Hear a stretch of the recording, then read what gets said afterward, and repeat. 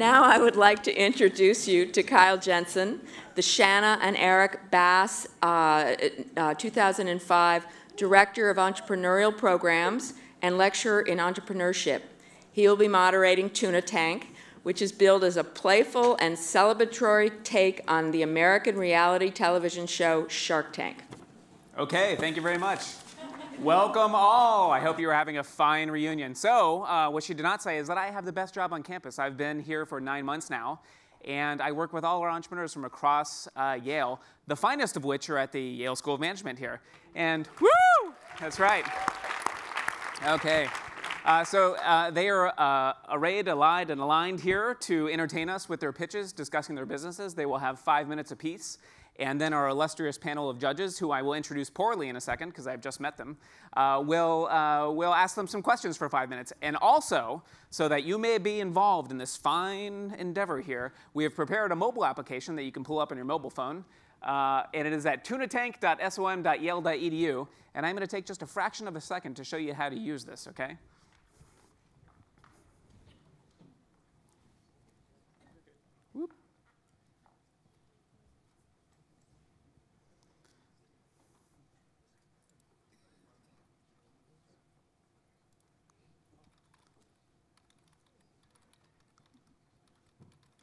Okay, you pull up the application here. It should look something like this. You can see there's a fancy logo there. And here's all our teams, okay? They're in this mobile application. You can click on TUCKERMAN here. You can invest in TUCKERMAN. How much should they invest, Jonas? All of it? Jonas says all of it. You have $10 million to invest across the teams. If you invest some in one, you'll have less to invest in others. You can spend it all, and then you'll have zero to invest in the rest. But you can change it at any point. So you can go back and decrease, increase, and so on and so forth. And then at the end, we will calculate the returns on your investment based on a Keynesian beauty contest, which is to say that your job here as investors is to predict what other people think of these companies. Does that make sense? OK. It is fun. We will have 2 awards. One is the award that will be decided upon by our illustrious panel of judges. The other award is the Audience Choice Award. Now, there is no prize for the awards. I'm sorry, I'm sorry about that. Other than honor and recognition. Glory. Yes, glory. Glory, yes, yes. OK, so our panel of judges, I'm embarrassed to say I have note cards with some information about you so I don't screw it up. I do your names, especially Eric Bass. Eric is the managing director of Elite Day. He's also I Am Your Namesake, right? That's right. So he's the managing director of Elite Day, which is a hedge fund that invests in commodity research, natural gases, and also an alum of the school, 05, yes, yes, woo, woo, 05. And also, Shana and Eric are the primary benefactors of the program on entrepreneurship here. And so they are responsible for what has been a dramatic change in the school. We added 7 new courses in entrepreneurship this year that are oversubscribed. They are some of the largest courses here at the school. They are some of the most popular courses, some of the highest rated courses. We also have a fantastic center downstairs that is filled with entrepreneurs, including everyone here. And together, we eat noodle ramen, drink beer, and do other things together in the fine pursuit of endeavors clouded in uncertainty, but with glory at the end. So it is a special time. A lot of changing things going on at the School of Management, particularly in the area of entrepreneurship. So, and much of that is due to your generosity, Eric. Thank you very much. Okay. Yes. And Ryan, you are the founder of, Sean. Thank you. Sean Green, yes, please. And you are what year? 1990. So Sean is the founder of, what company was it that you sold to Orbitz, right? Away.com, yeah. I'm the snarky old dude on the panel. The snarky old dude? I don't know. You're gonna come, okay, excellent. And now you are at a hedge fund, private equity fund with $10 billion under management. Yep. And how do you pronounce the name of your private equity fund? Sigler Guff. Where are you based? Boston. Okay, in Boston, okay. Excellent, thank you so much. Really appreciate it, Sean. And Karen Say. Karen, you're at Google, I understand, where you are a director of strategy and business operations. I saw that you have the go-to-market strategy for Google Fiber under your control, and I was disappointed that we do not have Google Fiber here in New Haven. I'm disappointed too. Okay, excellent. San Francisco is the very bottom on their list. Is it really? OK. Where are we? Do we have any kind of priority? New Haven? Uh-huh. Maybe. No, there's nothing you can do about that. OK. Excellent. Thank you for joining us today, Karen. What year are you? 2000. Excellent. Woo! Excellent. And Ryan, I do not know how to pronounce your last name. McCausland. OK, Ryan. And Ryan, you are the founder of what healthcare company? Bernard Health. Bernard Health, VC-backed healthcare company. You have 40 employees now. And where are you based? 60, Nashville, Tennessee. 60 in Nashville, Tennessee. Excellent. What year are you? 2010. OK, so you're, woo, 2010. Nice. OK, so our job as judges, or your job, is they have a little score sheet here. Eric, can I borrow your score sheet? And they are judging along 2 dimensions: impact, whether financial or social, that is for business or society, and presentation, that is what is the degree to which the pitch is clear and compelling and awesome. Okay? You may judge however you like and use the application that I showed you to allocate your capital. Okay? So that is the event we have before us. Jonas, the floor is yours. Yeah, Jonas. Woo! Great. Thank you, Kyle. All right. I am Jonas, co-founder of TUCKERMAN & Company. We are the first mission-driven apparel company aimed at young professionals. Like many ventures, this one began with a problem that we had ourselves, my co-founder and I, Amanda. We were young professionals living in Boston, and to the best of our ability, we tried to lead reasonably conscientious lives, and that meant doing things like biking to work. It meant supporting mission-driven products and brands. And in many places, this was not a difficult thing to do, particularly food and beverages, which has tons of organic. Honest Tea is not up here, unfortunately, but it should be.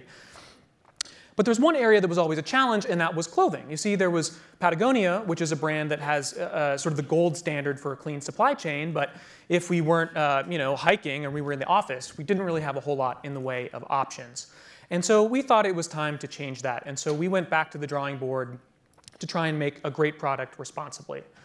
So I give you the TUCKERMAN shirt. We started with 100% certified organic cotton fabric from one of the world's best mills. We used eco-friendly interfacing in the cuffs and collars. And we also used sustainable buttons that come from a tree nut in Panama. They actually call it vegetable ivory, which is kind of interesting. We also invested in quality craftsmanship. We partnered with a historic shirt factory in Fall River, Massachusetts that dates back to the late 1800s. And they have a long history of making products that are built to last. TUCKERMAN is an online direct-to-consumer business, and we do this for a lot of reasons. One is that it's convenient, and if you're anything like me, that's a big plus. The other reason is that it's a much better deal for consumers, because by bypassing the traditional brick-and-mortar retail markup chain, we can actually take that savings and reinvest it into the quality of the product itself. So the end result is that you get much more shirt for your dollar, far more than if you went to a Nordstrom's or a Bergdorf's or something like that. Now, one question is, OK, Amanda and Jonas, how many folks like you are there out there? And the answer to that is that it's large and growing. Almost 20% of American adults now identify themselves as leading lifestyles of health and sustainability, 41 million people. Every year, they spend $290 billion on eco-friendly products and services, and that's growing at a 15% annual clip. This group is much more likely to pay a premium for eco-friendly products. They are far more loyal to mission-driven brands, and they're also frequently early adopters of mission-driven products and brands. Now, I mentioned Patagonia, and when we started, we kind of looked around at the apparel industry, and we said, surely somebody's got to be making what we're looking for. And we really only found it in 3 places. The first, as I mentioned, was the outdoor industry. The second was at the sort of very end of the high fashion market. And the third is what we've sort of charitably described as sort of the granola segment. That is, things that were long on sustainability, which was great, but were really short on style, and really not things that we could wear in sort of a workplace setting.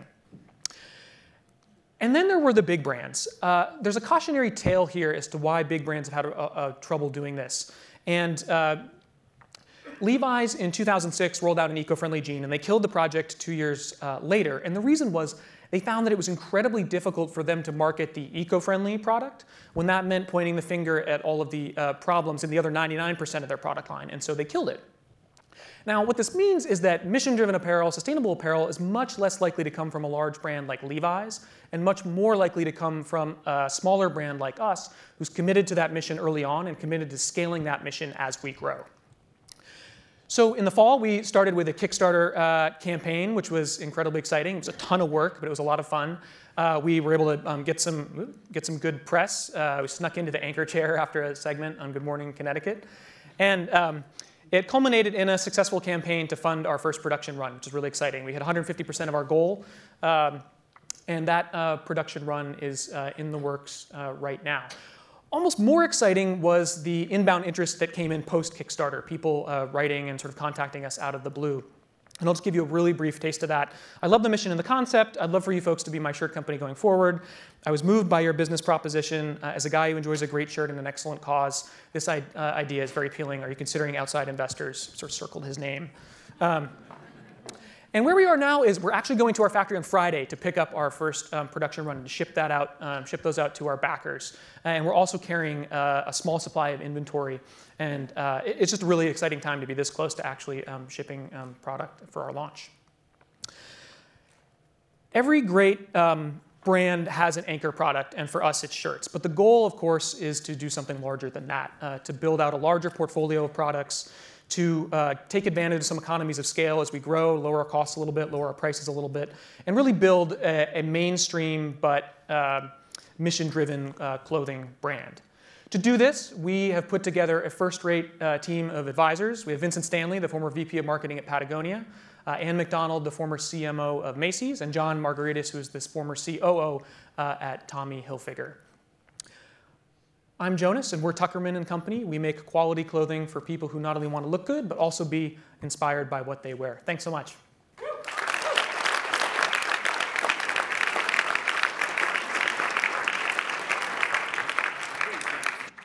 Yes, so you may pepper Jonas with questions as you like.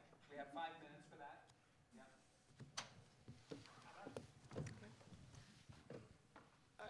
Hi, Jonas. You mentioned that Levi's had tried this before. Has anybody else tried this in a major brand? There have been a couple of brands. We've seen it more in sportswear, so there have been some interesting stuff. Nike's done a few interesting things. Have seen it much less in sort of professional workwear space. Hasn't happened a whole lot. So there are a little bit here and there, but it's mostly been a few one-offs from really large brands. And when Levi's tried this, did they attempt to rebrand, or was it Levi's Sustainable, or? It was Levi's Sustainable, so it wasn't an independent, sort of a arm's length sub brand. And if Levi's was to attempt to rebrand, you think that would have been a different story for them?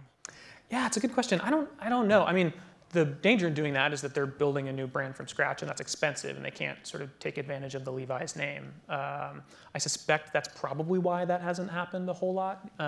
That's my best guess. So my mother's from Fall River, so you got that going for Excellent. you. Good. So first question is, do you have free shirts for the judges? We do. Friday. Second is, are you a B Corp? And third is, tell us about your customer acquisition strategy. Yeah. We do have, I'll have to check if we have free shirts. We'll have them on Friday for sure. We're actually selling them on our website. I'm wearing one right now, so I can give you this one. That's fine. Number one. Second was, yes, we are, so we're a benefit corporation. We launched as a benefit corporation from the get-go. I think we were the first student venture to incorporate as a B Corp, as a benefit corporation and launch. We're in the certification process right now, which has been a lot of fun.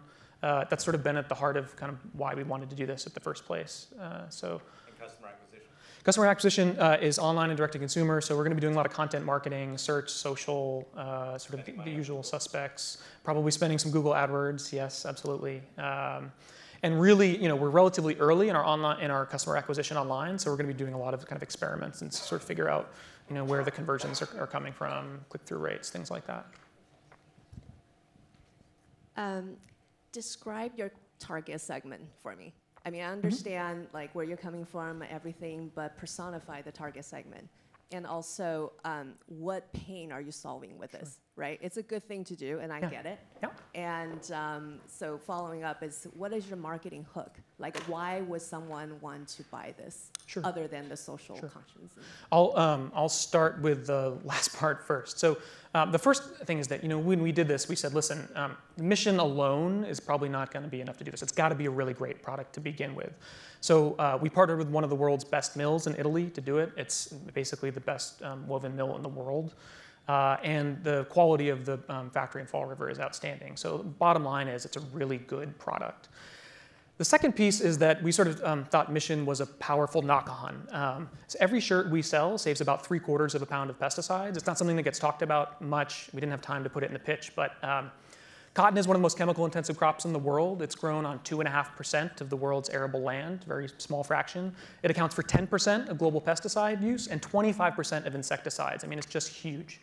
Half of the most common chemicals that are involved in cotton production are known causes of cancer, and in most places where it's harvested or grown, workers get inadequate or sometimes no protection. So the mission piece is very strong for us. It's definitely a motivator. I think based on our early customer feedback, it's something that people really value.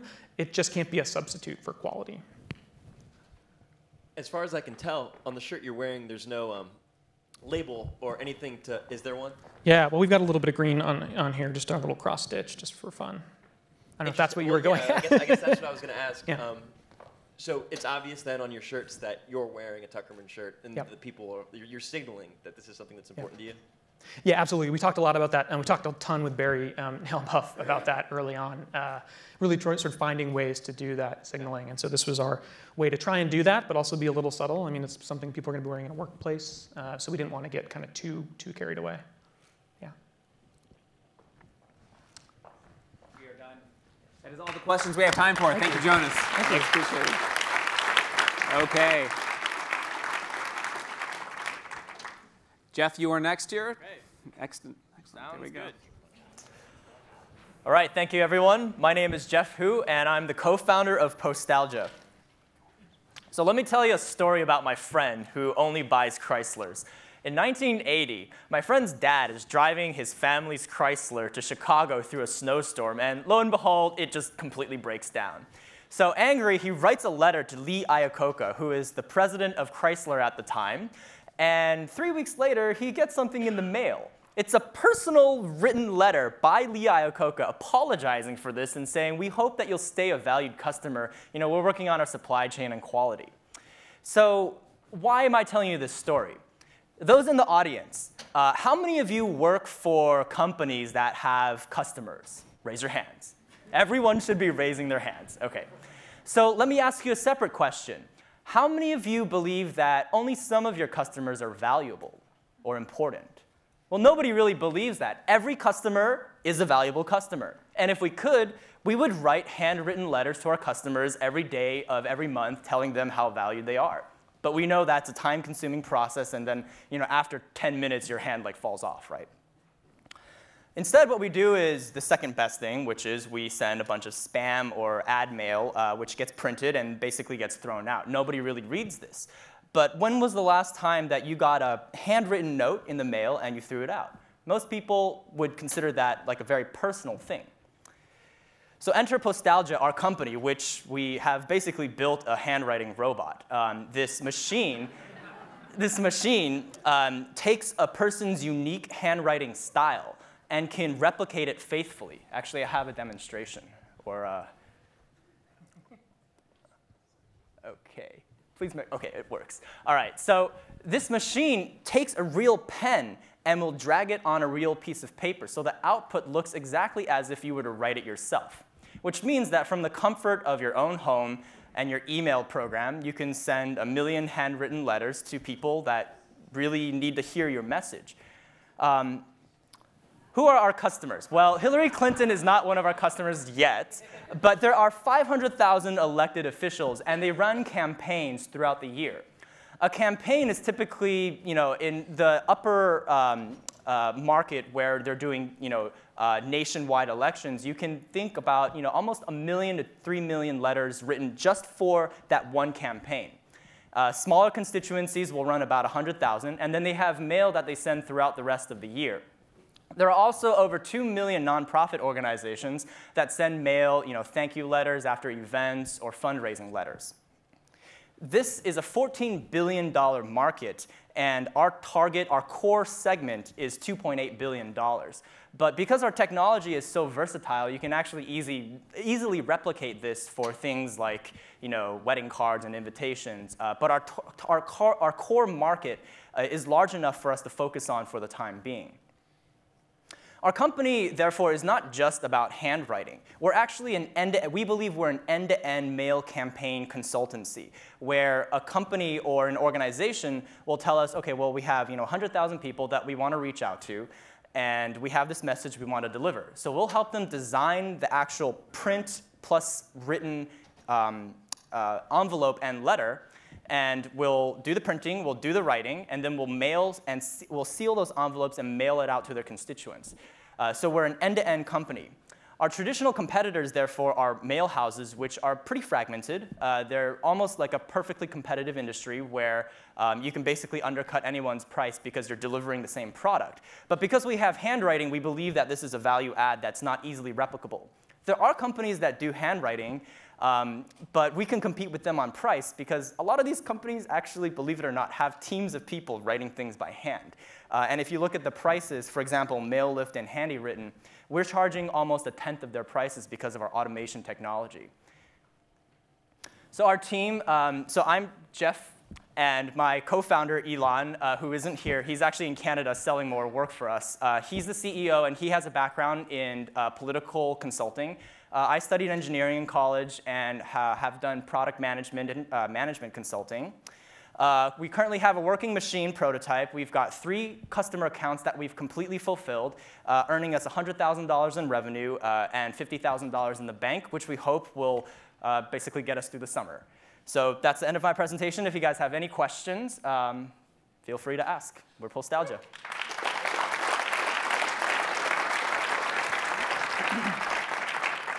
It's really cool technology, and I can see the value in it. How do I become a Postalgia customer? What kind of commitment do I need to make to get that pricing? So because we're working with large clients, what I mean by large is large volume clients, we typically want to see, because our pricing is matching mailhouse pricing, for example, our most recent project was for about 80,000 letters.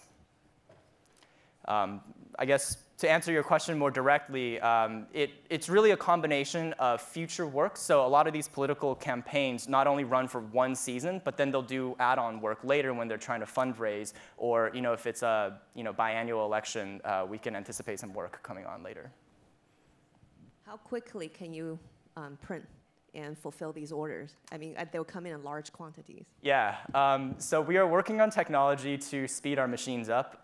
Right now, our speeds can net us about 2,000 to 3,000 letters written per day. But the technology itself is actually derived from 3D printing technology, and we can significantly speed up the machine itself because you're not actually waiting for material to solidify. But I think that's something we'll work on over the summer. Do you have free robots for the judges? Actually, I was hoping to bring in a robot for demonstration, but unfortunately, the thing is kind of bulky. So direct mail is all about, it's not about the price, it's ultimately about response rate and then the ROI Exactly. of the campaign. With your customers, how does your ROI compare to all the competitors you listed? That's a great question, and that's part of the reason. Unlike my previous questions. Sorry? Oh,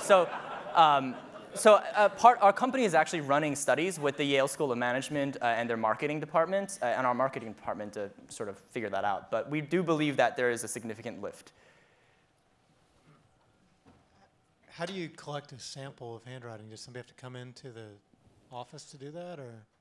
So today we have someone send us like the quick brown fox or whatever, and we trace over it a couple times. But we're developing technology which will eventually we'll be creating like an iPad app where people can actually write on the iPad. And this is a high-class problem, I guess, but if you become successful, doesn't it kind of marginalize the value of a handwritten note?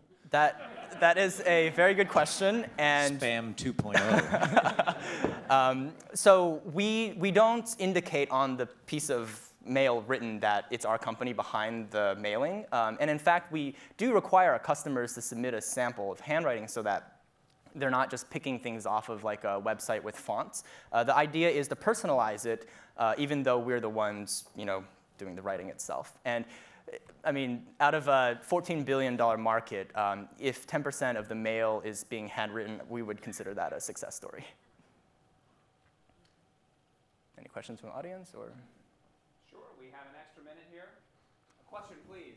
What's your IP estate on this machine? So the machine itself, we're not intending on patenting because we're not selling it until, so at least from our legal counsel, they've advised that we try to keep it like a trade secret until the necessary time because fighting a patent case can be upwards of like $1 to $2 million, if not more. And if we lay the technology out in the public, there are concerns around who might use it. The technology itself comes in two parts. There's hardware and software, and the software component is really where the value is. And we'll just not be releasing that at all. Yeah. Sorry, go ahead. It seems to me one of the bigger risks, or a risk of the business, is that just regular printing gets better, and then it's indistinguishable from actually being written with a pen. Are you concerned about future evolution of printing technology? Yeah, so there are two concerns that we have. The first, like you said, is printing technology becoming, and I think in that case, we would be willing to pivot and take a look at that technology. Right now, printing technology gets as far as laying the actual ink on paper, but because it's not using a pen, the paper, if you analyze it, even if you just look at it under a light, you can see that there's no indentation. Our technology creates the indentation. And if you smudge it, it'll smudge and things like that. At its core, it seems to me that the fundamental value proposition is, we fool them, so there seems to be integrity risk somewhere. Sorry? There seems to be an integrity risk issue here, right? So if you have a customer, Hillary Clinton, everyone gets a letter from Hillary Clinton, and then she's asked the question, why are you sending all these letters you didn't really sign? This supposes that politicians have integrity. Actually, I do have an answer to that. Garbage mail, I know it's garbage mail. Yeah. You're sending something, you're sort of communicating. Yeah, and so part of our value proposition is having that person's unique handwriting as part of the product. But politicians these days actually they have these auto pens that sign for them. And so actually, I'm pretty sure Obama has one. It's kept locked somewhere, probably in the White House, and it has his signature encoded in. More fundamental, because I know and I get that. Yeah. I know it's something classic. You're sort of committing that this was a personal something when it's not. Well, the message is personalized, but I understand your concern. Yeah. Excellent. Jeff, thank you so much. Thanks. Excellent. OK, our next presenter is Chen Chen, who's the founder of Saflux. And you have 5 minutes, please. Thank you. Good afternoon, everybody. My name is Chen. I'm the co-founder of Saflux Inc. Today, I'm going to introduce you the next generation revolutionary LED chip. It's something big. So about us. So Saflux is a company that started by Professor Jun Hao, who is the chief of electrical engineering department at Yale University, and me last year. And our goal is to commercialize this new semi-polar LED technology that's going to fundamentally change this industry. So last November, we started this company, and we already raised over $1 million to get started. And right now, we are doing optimization and prototyping to get this chip ready to work. So we also have some interest from industry, including some big players, and we're actually in talking with them in sort of, some sort of joint venture or cooperation. So about the team, Professor Han is apparently a big guy in his industry, in his area, and he's been board members, reviewers for many big things, and his patent actually benefits a lot of LED companies.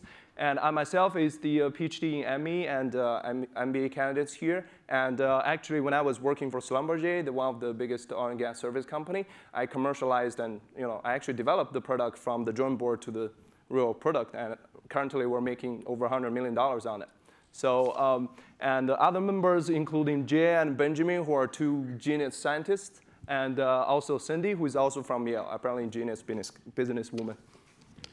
So technology-wise, I'll just give a brief introduction on what is LED chip. So it's not like some IC chip. It's actually a semiconductor material that it's the base of the LED industry, where you basically power it on and it will light up. So that's the material right here. So you slice it into little pieces and pack it up into the light bulbs and make the end product.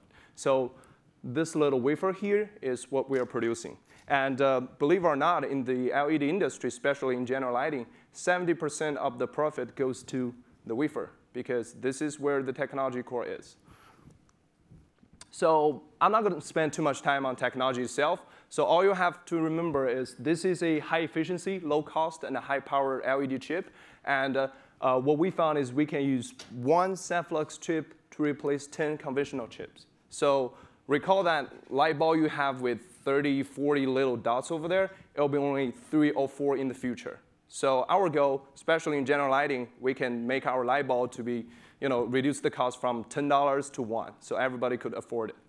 So that will be something big in this industry. And LED has a lot of applications. I mean, on top of illuminations, we have the electronics, backlight, groove light, and even Li-Fi, the next generation of things of Wi-Fi, much faster.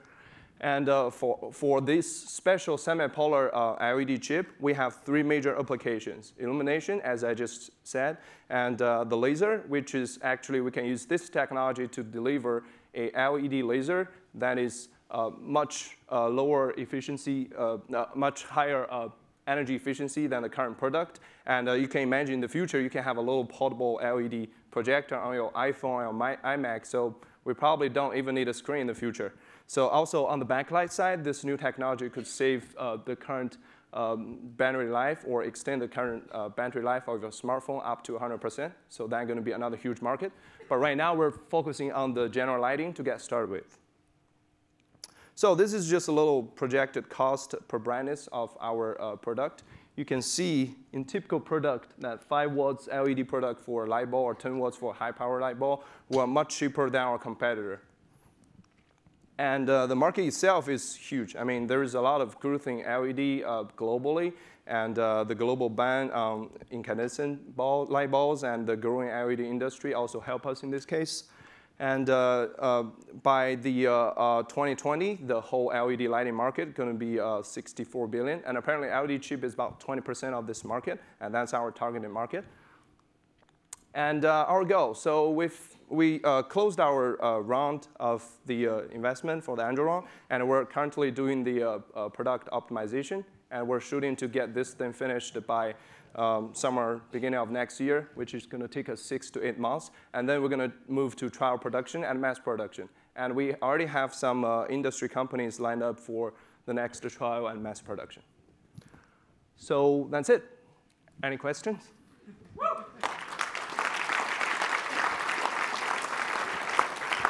We could perhaps take questions from the register. If you can ask for a free LED, Sean. Yeah. Ooh, you beat me to it. So talk to us more about the capital, right? So obviously this looks massively capital intensive. The initial capital requirements of $1.5 million, how far is that going to get you, and how are you demonstrating the viability of the product with that first $1.5 million? Good question. So what So what we have right now is we already have the chip light up in the lab and showing the feasibility of, we have this semi-polar chip. But in this industry, you need optimization to deliver your ultimate goal. Let's say right now we're only like 2-3 times better, but we want it to be 10. So this $1.5 million is to help us to build that prototype to demonstrate that we have that capacity to build this semi-polar chip. So once we reach that goal, we're gonna raise another round or work with some strategic partner to move to mass production. So that's basically what the 1.5 million going to use for. If you simplified it, it's pretty much for R&D. So for the mass production part, are you planning to manufacture yourself and then contracting, or are you going to license? What is the strategy? Good question. So we know we are a technology company. Our core is our core technology team and apparently good business team. So we will run it in asset-light mode because we know in this industry there are a lot of overcapacity, and we actually know, like, let's say in China, 60% of the capacity are, only 60% of the capacity are used, and even so in the U.S. So there are a lot of opportunities to rent their capacity, or even work with some of the company to, outsource it to just manufacturing it for us. So your chip, I guess, without knowing much about the industry, it sounds like it's just a better product, a more cost-efficient product than competitors. how quickly has the cost curve changed in that market over time? I mean, how long would you expect to have a competitive advantage? Yeah, so the LED industry in the past 10 years has been 10 times cheaper, the product itself. So right now, for the LED chip, companies actually reach to the bottleneck that they can't improve the efficiency anymore. So we come up with this solution that's going to solve this problem. And right now, we look around this industry, the efficiency change has been going quite slow lately. So we do believe we are very destructive in this sense. So they're getting quite slow. Excellent. A few questions from the audience, perhaps? Oh, many questions here. So Korea announced 130 lumens per watt in production. Yes. So to have 200 lumens per watt in research doesn't seem out of line in terms of evolution. Good question. Actually, Korea is our biggest target because they're the only player in high-powered LED chip. So if you look at their product, they are about at least 20 times more expensive than our solution, let alone they're only 130 and we're 200. So I think with that, there is no, basically once we launch this product, there will be no comparison to their product. And it's because Korea uses a technology that uses silicon carbide substrate, and the material itself, it's a lot more expensive than sapphire that we used. So that's the fundamental difference. I actually have a chart with me somewhere showing the price difference. It's about, if you go to the 4-inch wafer, it's about 100 times more expensive. Excellent. We have time for one more question. I'll repeat the question so everyone can hear it. Please. Can you just discuss the relationship with the intellectual property, university, and future developments, how that impacts? What is the IP situation? OK, so we are getting very close to get this IP licensed from Yale, and there are 2 core IPs, and we're working with OCR to finalize our deal. So that's the situation. Excellent. Chen, thank you so much. Thank you. Good job. Our next 2 founders are Jennifer Milikowski and David Johnson, founders of Passenger Pigeon. You have 5 minutes here to wow us. Woo! Hi, everyone. As Kyle said, I'm Jen, this is Dave, and we're Team Passenger Pigeon. It's a peer shipping platform that provides people with faster, cheaper, and easier shipping by connecting them with drivers who are already on the road. So there are a lot of problems associated with shipping today. It's often quite expensive, especially if you're trying to ship something urgently or something that is really awkwardly shaped or quite heavy and bulky. It also always requires packaging. And let's face it, a lot of times things don't fit easily into a box. And it causes a lot of waste when you do try to fit an awkward sized item in there. And it can also be really inconvenient. You typically have to go to a store, wait in line as a shipper. And then as a receiver, you have very little control over when that delivery driver actually shows up at your house. A 12 to 8 p.m. window is not exactly a good estimate. And I experienced some of these problems myself, when I was driving home from a weekend visiting my boyfriend in Boston. I was really excited to be back in New Haven after this 2.5-hour drive, and I walked in my apartment door and looked in my bag, and I realized in my haste of leaving, I accidentally grabbed his laptop that looks identical to mine instead of my own. And this was not only problematic for me because I was in school, but it was much more problematic for him when he had a really important presentation at work the next morning that was on his laptop. So I didn't know exactly what to do at first, and I was looking up my options. And it turns out that the traditional carriers, not only are they closed on Sunday, but overnight shipping, same-day shipping is really 18 hours.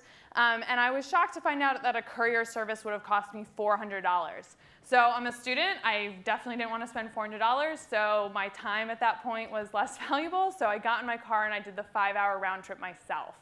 And the whole time I was driving back to Boston, I was on these highways, and I was realizing all these cars around me were headed in the exact same direction. And I was very frustrated, thinking, why can I not connect with one of them? If only I could, then I would happily pay them $100 to bring this laptop for me. So thus the idea for Passenger Pigeon was born. We are a platform that makes those connections that would have helped me find those drivers headed in the same direction I was.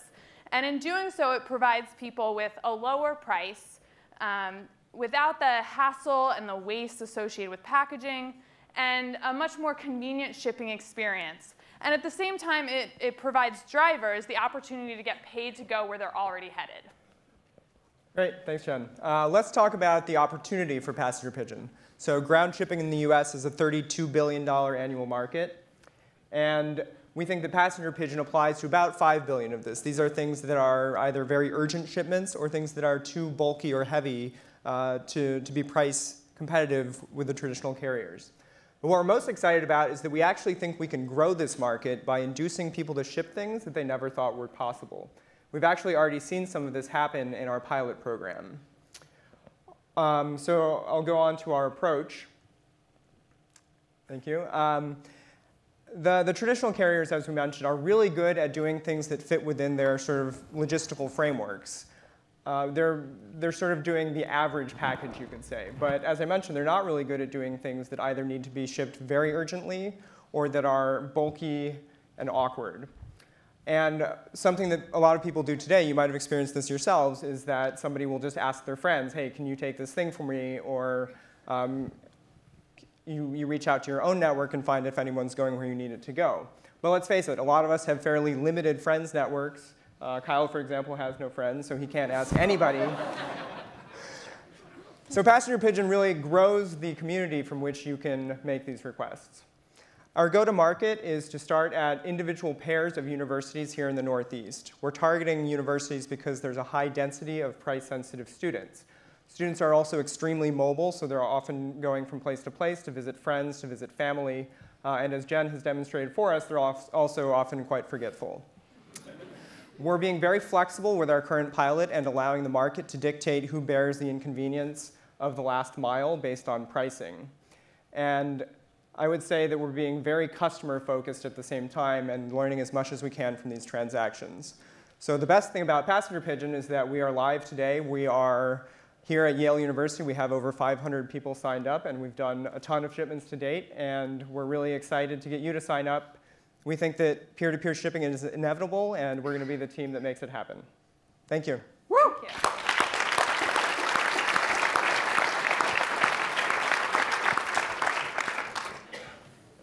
So clearly there's pain. Why passenger pigeon instead of Uber or Lyft? Or is the idea to maybe sell to? So Uber and Lyft and several other players in the industry are really focused on within-city deliveries. So that's a really concentrated market, how to deliver you food from your favorite restaurant or bring this item across town. We're very focused on between cities, so 50 miles to 400 miles.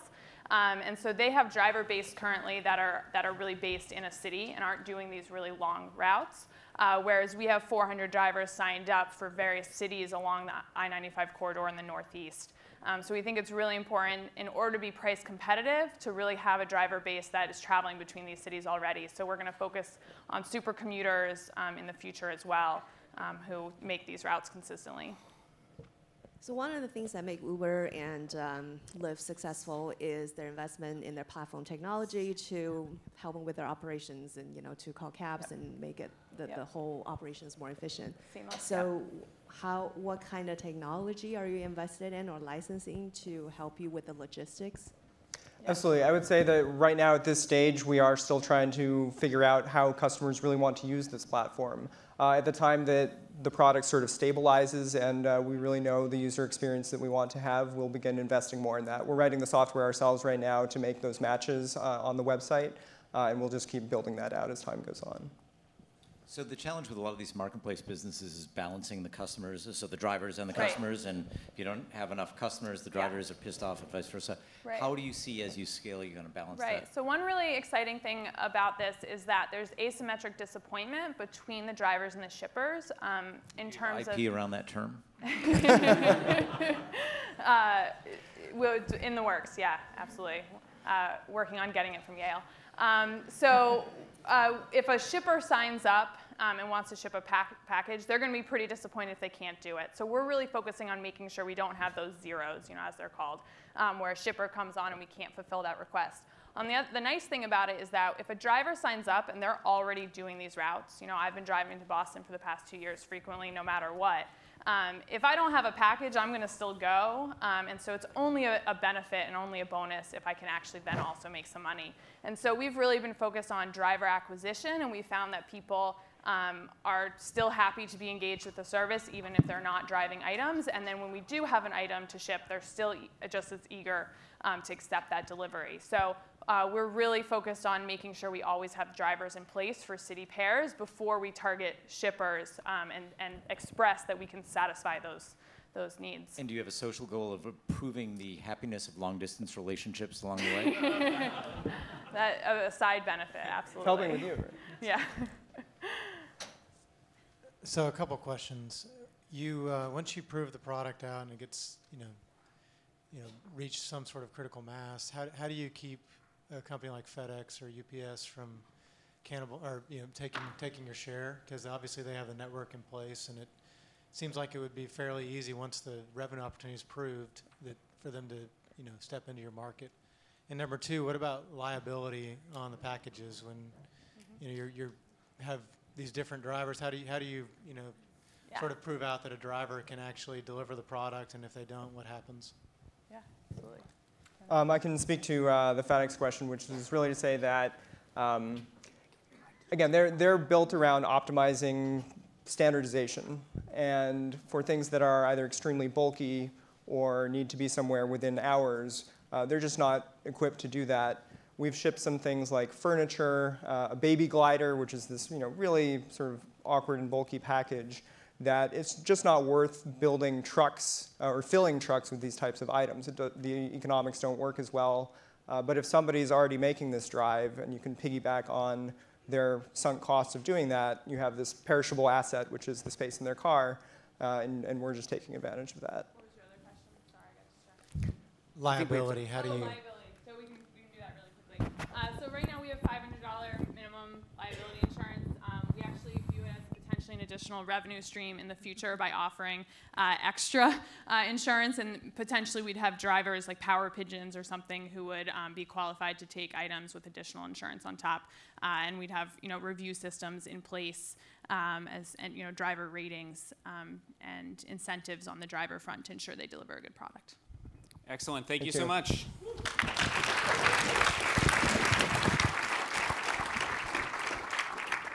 I'm still trying to unlock my Power Pigeon badge. Okay, Jennifer Gaze, Jesse Rich, founders of Revi. I don't think this is a product I hope any of you need, but it will save lives. You have 5 minutes here. Thank you very much. Thank you. Sit up. Okay. Hi, I'm Jen Gaze. This is my co-founder, Jesse Rich, and we're Revi. We're saving lives by delivering healthier organs for transplants. Our idea was born out of a collaboration between 3 schools at Yale.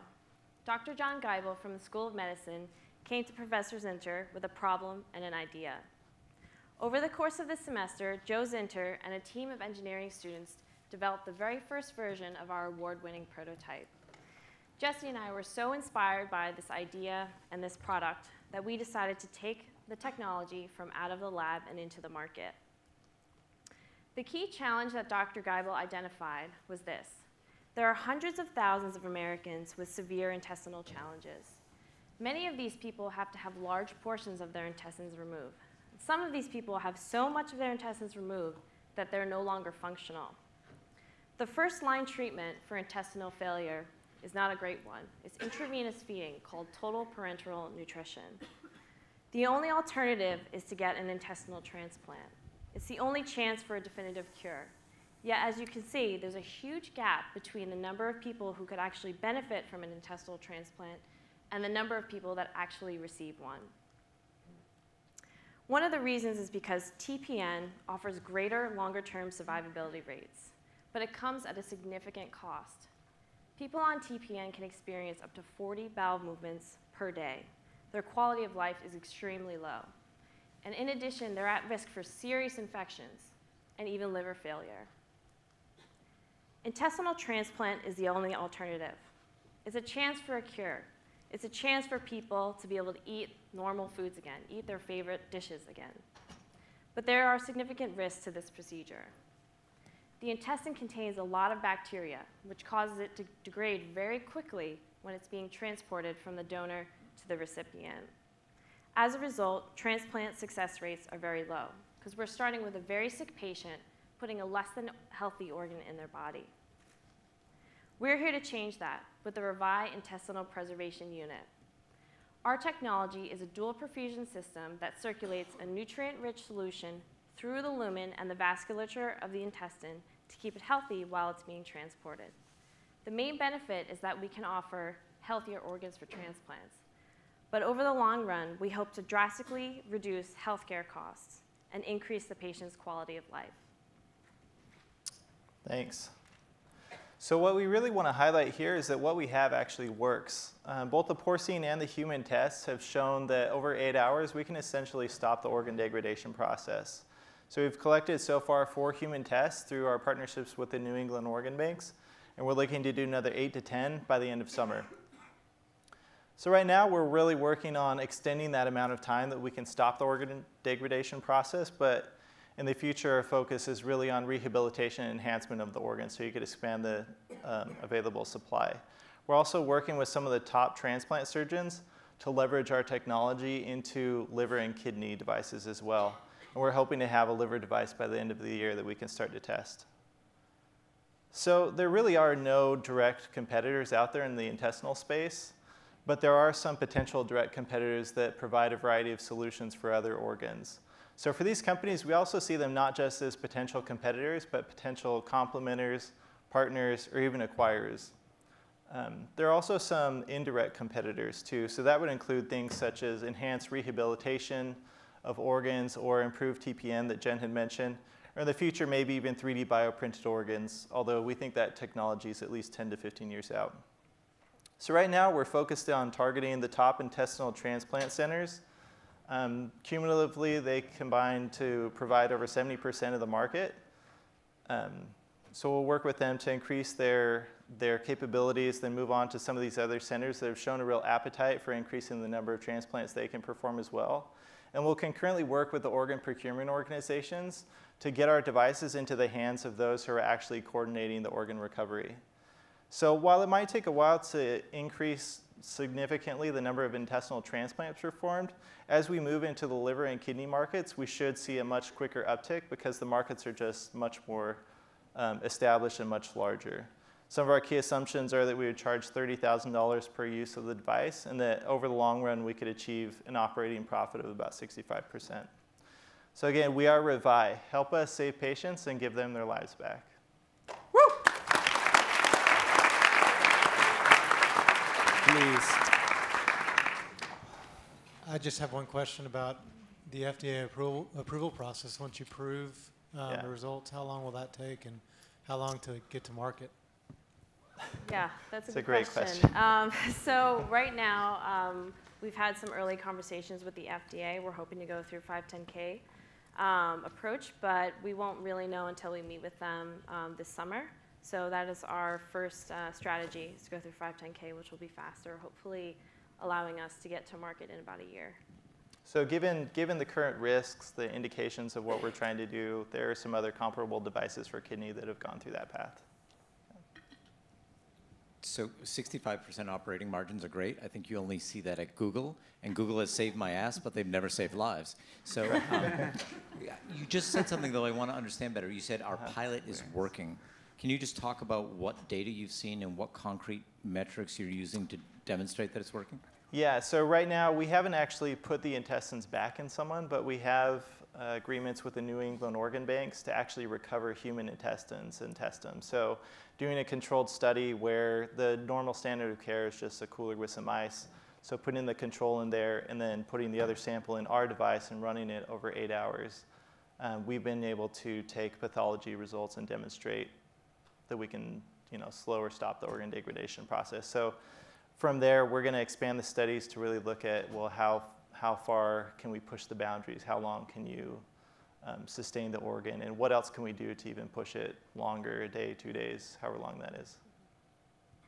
Is this cost currently being paid by the insurers or the patient out of pocket, or in the future, how do you see this? Yeah, transplants are an interesting market. Essentially, they're all carve-out case rates because it's an outlier event. So what this would be is a reimbursable line item or an expense on a reimbursable event. And so a typical intestinal transplant, for instance, costs about $1.5 million. So $30,000 to have better outcomes, potentially, as Jen had mentioned, there are a lot of complications, there are rehospitalizations. If you could keep people out of the hospital, that very quickly pays for itself. So based on the clinical results, the hospital has an incentive to use the device, and the payer has an incentive to want to get them to use the device as well. And who's the decision maker that you'd ultimately be selling to? Is it surgeons or? So it's a multi-stakeholder system. So our first main customer is really the surgeon, because from what we understand, if a surgeon wants it, it will end up in the hospital. But ultimately, the hospital administrators and the purchasers will be making the final decision. So we know that we'll have to work within that network to gain buy-in. Right. So the surgeons really drive the clinical use, but you have to convince the hospitals to pay for it. Yeah. Questions for the Revi team? Would anybody like a colon tonight?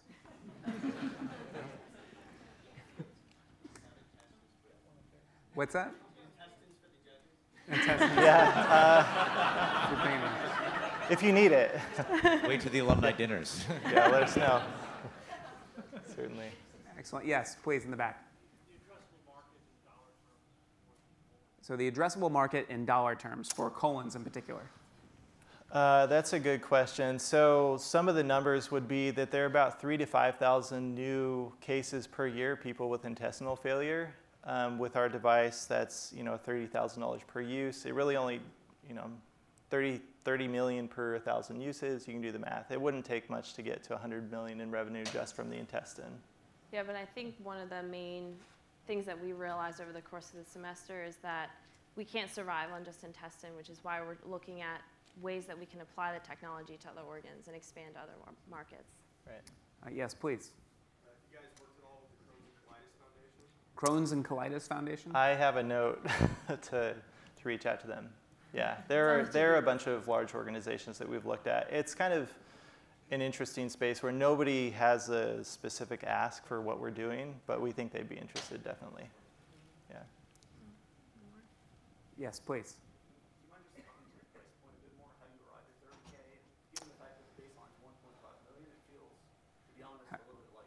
So how did you price it? Glad you feel that way. So as Jesse mentioned, there are other competitors in this space targeting different organs.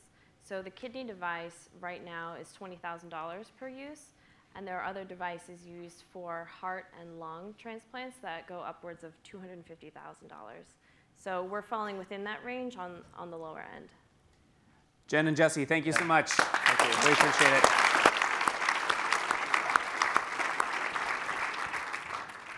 Okay, our final founder this evening, Jeff Hung, the founder of Byte. Jeff, the floor is yours. Thank you.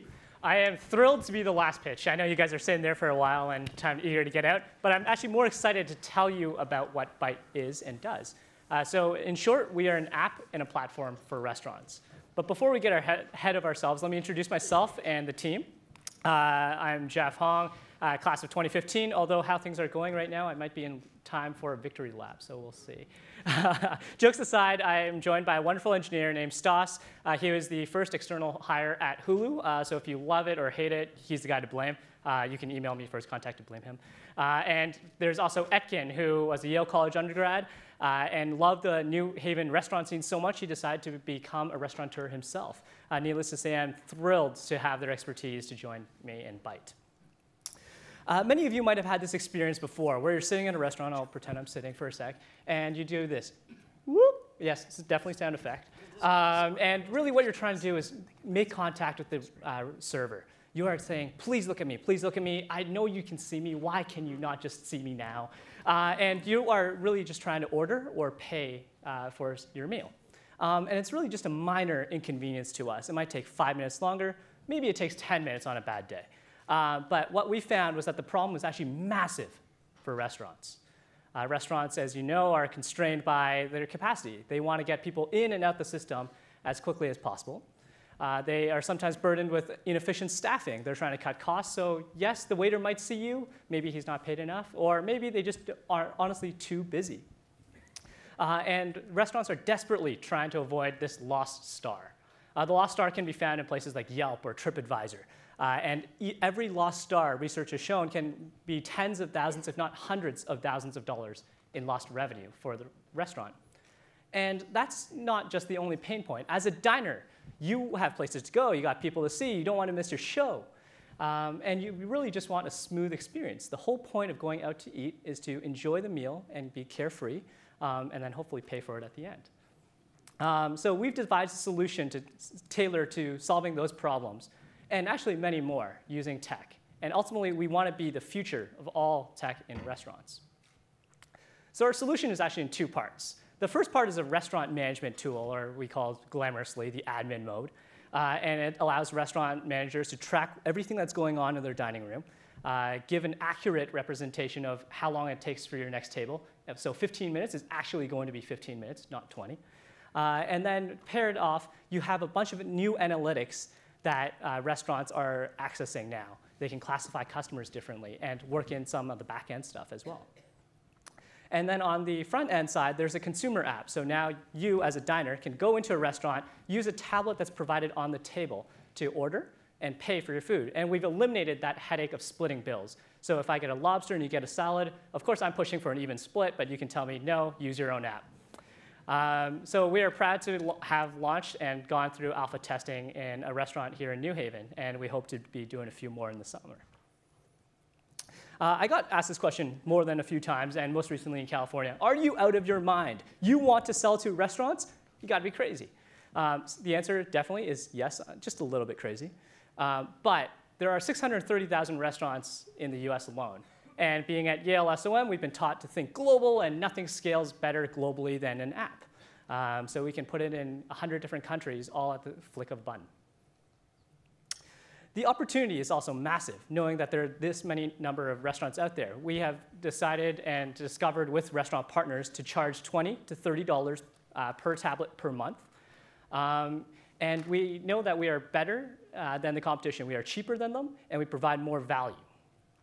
And of course, I'm obligated to show some hockey stick graph because I'm a tech startup and that's what we do. So basically it says, as we get restaurants, we make more money, then we can get more restaurants, then we make more money. But that aside, it's part of the pitch, I suppose. And one question that I had up there was, who is the competition? So our competition is divided into two buckets. There's a hardware side, which is like Elacart and Ziosk, who started this process a few years ago. But they decided to custom make their own tablets. This sounded a great idea when iPads were brand new and everyone was craving for the latest, hottest thing and couldn't get it. Right now, we know that tablets are cheap. They can be bought for $60 in some places. So that ultimately strategy did not pan out for them. Then there's also Cover and Reserve, which don't really impact the full dining experience as we plan to do. So we plan to allow people to order and pay right at their tables and eventually using their smartphones, and give restaurants the ability to delight their customers, both on food and finally on service. Thank you very much. Woo!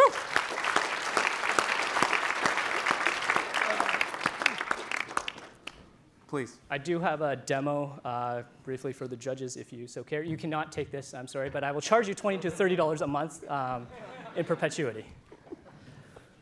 First question, are you trying to influence the judge by wearing a Joy t-shirt? I did not know the judges who were coming beforehand, and I'm glad I scored brownie points. And that better be built on Android platform. Right now, we're prototyped on iOS, but yes, we are going to be dual. I'm wearing an Android tee for a purpose. Yes. I just ordered a pizza. Who's going to deliver it to me? Perfect. I'll run out and get you one. It seems like the app business has pretty low barriers to entry. Yeah. So I guess I don't really understand the pricing. You're going to try to collect a monthly fee from restaurants. Well, wouldn't it be easier just to distribute the app and sell the app on the App Store, I guess? Yeah, and we contemplated going purely, that's almost a pure mobile first or pure software first platform. But restaurants, as we discovered, are not necessarily the most tech savvy customers. A lot of the time, they'd actually prefer to pick up a phone and say, hey, Jeff, I got a problem. Why don't you come in and fix it? So as we're scaling our company, we're going to be building a support network. If anything goes wrong, and hopefully I'm going to say it will not go wrong, but we want to have the ability to support them every step of the way, and then additionally make sense of some of the stuff we're collecting. So the first time anyone is collecting item level data, so as in this dish sold 10 times this particular month, and it always sells on Tuesdays, and certain key ingredients seem to be piquing customers' palates. We can distill all that information and say, hey, maybe if you put together a burger with kimchi, all of a sudden that might be the new inspiration. So restaurants are eager to just take the analytics and not necessarily divide it up themselves. So we anticipate providing a lot more value that way as well. So there's a ton of food tech startups all trying to sell at restaurants. Yeah. So one of the traditional VC questions is, feels like a feature or product, not a company. How do you answer that question? Yeah, it is a collection of features. So we built something there to split the bill intuitively, which is arguably a feature. We're looking to build some backend to help streamline the inventory management. That's another feature. And when you collect all these different features together, it makes a very compelling product and a service for restaurants. Right now, for instance, restaurants can spend $6,000 printing menus alone in a year. We're giving them the alternative to reduce that cost, as well as instantly optimize for anything that they might add. And as we give them subscription service, we also have data on their customers. So now they know who is walking in the door and when. And that has also been previously very piecemeal, and we can do a end-to-end integration from right before they even walk in the door to when they pay and they leave. Hopefully satisfied. So one more question for me. So one of the challenges of kind of these kind of app ecosystems is building the ecosystem, right? Because for your app, you not only have to get the restaurants use it, you need the consumers to use it. So have you thought about scaling and driving adoption through partnership with some of the companies and apps that already have these existing ecosystem, like OpenTable? Yes. So from actually talking to restaurants, some of them are afraid of being too dependent on one particular vendor. Right now, for instance, OpenTable charges actually quite a hefty premium, and many restaurants shy away from using that platform. So in our own go-to-market strategy, we plan to introduce it in one targeted market, say right here in New Haven first, and then we might go down to Milford next. And as soon as we get a community of restaurants, then we'll release the mobile consumer app. So we want to build the restaurants first and streamline the process by giving restaurants tablets to make it work in-house. And then we'll take it out of house with mobile. Perhaps some questions from the audience for Jeff? Yes, please. So Delta started putting this into some of their terminals around Atlanta, Toronto. Yes, I'm also a Canadian as well, so yes. Have you studied what they're doing? Yeah, the company is called OTG who does it, and they actually manage a bunch of restaurant properties, actually exclusively in airports. They custom built their solution, and originally when we took a look at them, they didn't seem willing to sell off their software. Their software is proprietary so that it enhances their travel experience. And we found that if they want the travel market, that's great, but there's such a wide market out there for middle America and everything else in there. Was there anything you were able to learn since that's already up and running? Yeah, it's got to be very, very smooth. And that system has arguably not necessarily the smoothest user interface, and it doesn't guide you on a journey. Where am I looking? All the way in the back, please. Can you talk a little bit more about the consumer interface and how you maybe have worked with consumers? Because when I've gone to restaurants and used any kind of an iPad format, it's been slow, it's been difficult to use, and I've wished for a paper menu advertisement to just flip through it really quickly. Yeah, we actually tested it as we started building it. So we partnered with a restaurant. I'll give a shout out to Delania, their pizza place at State and Humphrey. Delicious. Tell them I sent you, please. And we tested on their consumers every night and just saw how people interacted with the menu. So we approached it not from an engineering perspective, which is what typically happens. We approached it from a user perspective.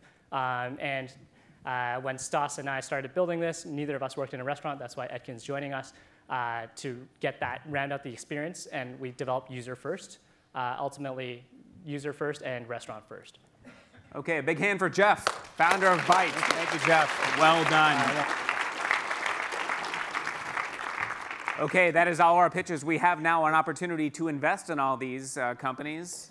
What you don't know is that the tens of millions of dollars I've distributed in that application is actually real. I will cut a check for them afterwards. So can we pull, Tim, would you mind pulling that up there? This is the mobile application. If you're using it, you should invest in these companies. We'll give you about a minute to do that, and then we'll close it out. And what we will have is a winner from the judges, that team that has performed best based on their expertise, and a winner from the audience as well. And so we can celebrate these young entrepreneurs.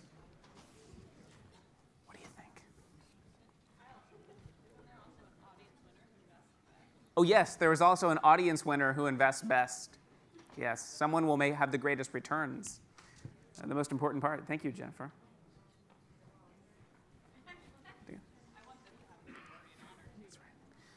What do you think?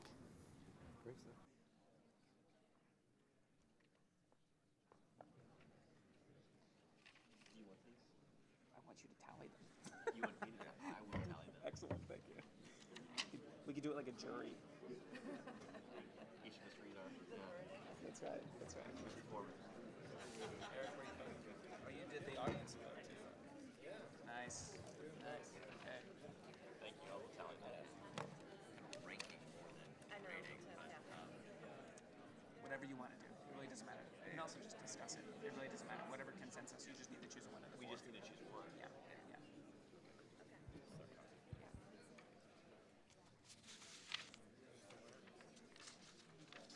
Excellent. What do you think? What is their favorites?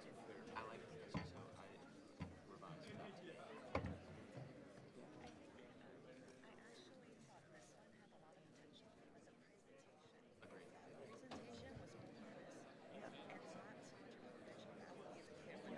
John?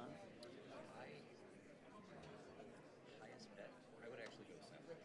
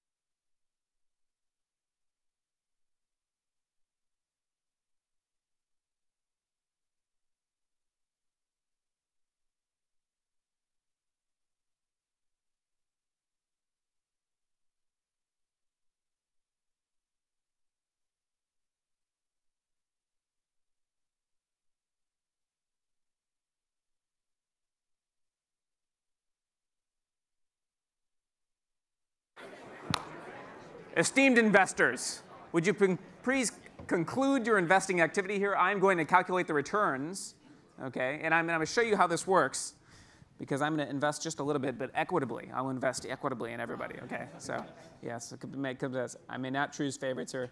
We'll do.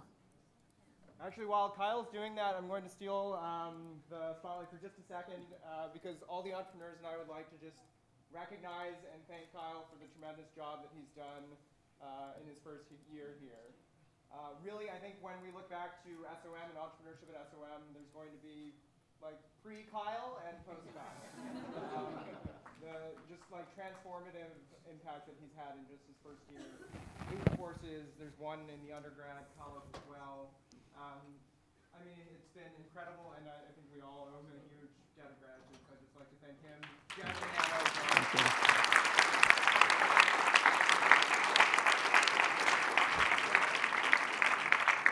And thank Jen and Hannah as well from the Entrepreneurship program.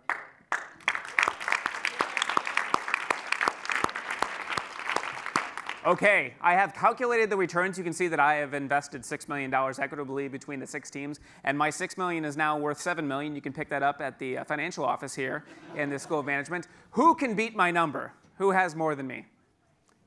Most everybody, I would assume. Oh, sorry. You must, I will confuse the heck out of you. You must click on this right here. Click on Investments at the bottom of the app, and then your total shall be shown at the top. Who can beat 10 million? Who can beat 11 million? Who can beat 12? 13. 14? 13.5. 13.2. Where, we got up 14? You have 17? Holy macaroni. Actually, I was able to invest 15 out of 10 million.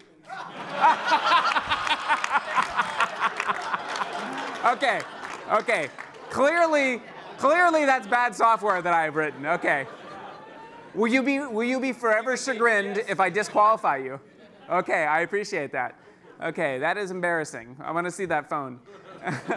Okay, so in the absence of having invested more than you have, who you have is leverage. Yeah, that's right. You got to be levered for sure. So 14, you have over 14 in the back, right? No, over 13. 13.4, any can be 0.4, 13.41. That's it? Woo! May I ask your name? Amy Wilkinson. And what? It's a tie. And you, sir, your name? Nathan? And up top, 13.1. And so what, rather than names, what years are represented here amongst the winners? 2010? 2010? 1980. Okay, excellent. Thank you so much. Okay. The illustrious judging panel, I sincerely appreciate, we all sincerely appreciate your expertise and your questions and jokes. They were all very good. May I ask your winner? Would someone announce for the jury, using your microphone, who has won? I think, we discussed it, and there were lots of great presentations, but I think we decided Saflux was the winner. Woo! Okay.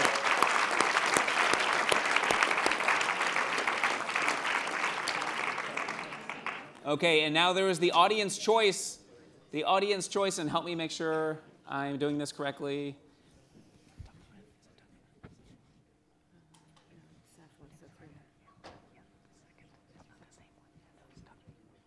Yes, of course. Okay, excellent. The audience choice winner is TUCKERMAN. Excellent. Okay. Excellent. So I hope that you all have a wonderful reunion weekend. And I want to thank our entrepreneurs, everybody. Thank you so much.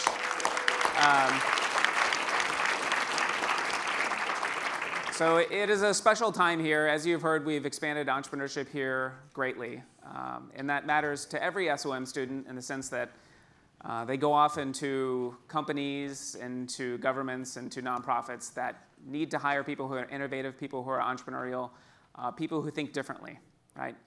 And I think our institution excels at generating those people, leaders for business and society who can lead other people amidst uncertainty and a lack of resources. And I think that is most, that's awkward. Jesus, that's weird. That is most true of these students, many of whom are graduating, who are first onto the beach, who burn the ships and are doing great things. So thank you. Jesus.